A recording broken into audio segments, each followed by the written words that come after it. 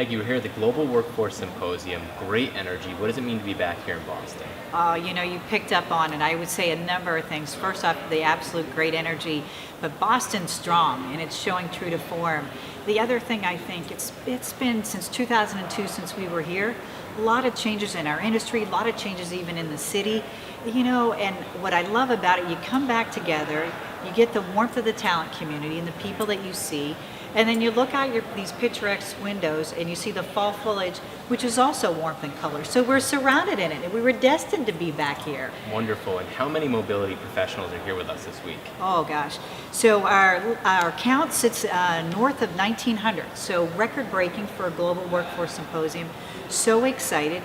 For those that walked our exhibit hall, we definitely added many steps to your Fitbit goals every day, but it feels fantastic to have this much energy around this community of mobility. So we're sitting just shy of 2,000. And you're looking to keep that energy going into the next conference. You made an exciting announcement about the Americas Conference. Can you tell us about this? Yeah, the Americas Mobility Conference. This is a deliberate transition we're making from our US-based content to being America's based. So we're going to pick up content and educational sessions that focus on Costa Rica, Mexico, all the way up, including, of course, the United States and Canada.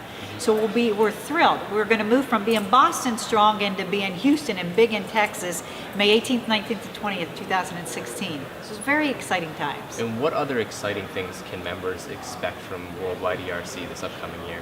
Oh gosh, I bring us around two key pillars, our pillar of content and making it a more customized engagement. And so while we're this large community of 2,000, I want, Ryan, you to feel like you're one. And so we want to be able to speak to you in a really customized engagement way. So you're going to see some exciting things come out in our new voice. You'll see some great things occurring on our website as well as we begin to look and revamp the way that we engage and create our content and move away from always having to be just that creator to an aggregator. So having all of that content available to folks in terms of that regard.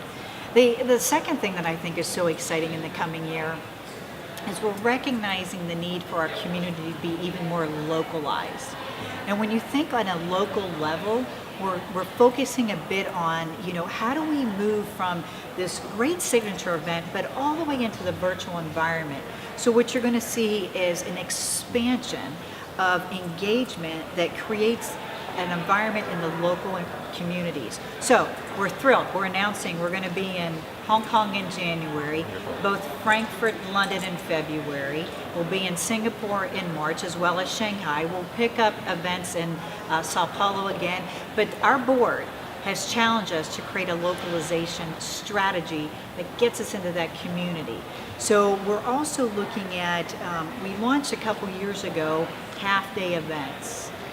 And these were deep dive immersions in a specific content area. So we started off a few years ago and we did 3.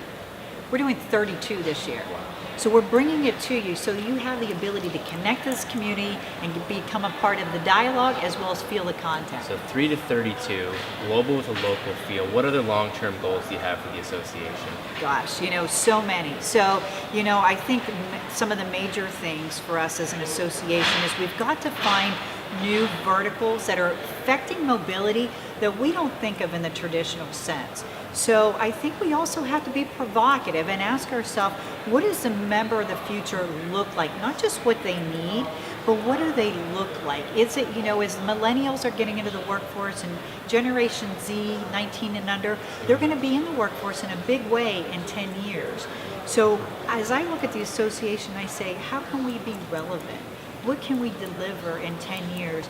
And, one of the great things, too, about Boston, we had this fantastic keynote speaker, Lisa Bodell, say, what would you kill in your organization? What would be the 2 things you would kill? And I'm going to take that back, and we're going to challenge ourselves to kill.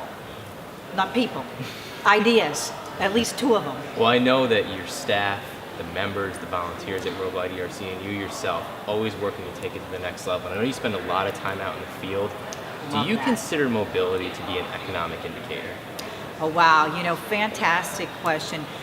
It's definitely an economic indicator. I would not say that I think it's the leading one. Moreover, in our HR space, it's what are organizations doing with talent? Are they hiring? Are they letting go? I think we're going to be faced in an incredible time of workforce, not customization, but flexibility. So, again, I go back to Generation Z, digital natives. This is how they come. So are we creating an environment for them that is fun enough for the ability, we'll edit this out, don't worry about it. Are we creating an environment for them that allows this engagement and this entrepreneurial spirit? So when you look at what are the economic indicators, clearly you have to look across, GDP. You've got to look at things along those lines. You've got to look at, in the United States, what's going on with home sales. But really and truly, you've got to say, what are organizations doing in their hiring? And are they very bullish in the coming months and weeks and years? And then what talent skills are they looking for? One thing I know is the talent shortage is not getting any easier. It's out there, yeah. And where do you? Thanks, man. It's all right. Okay. That's okay. Yep, We'll be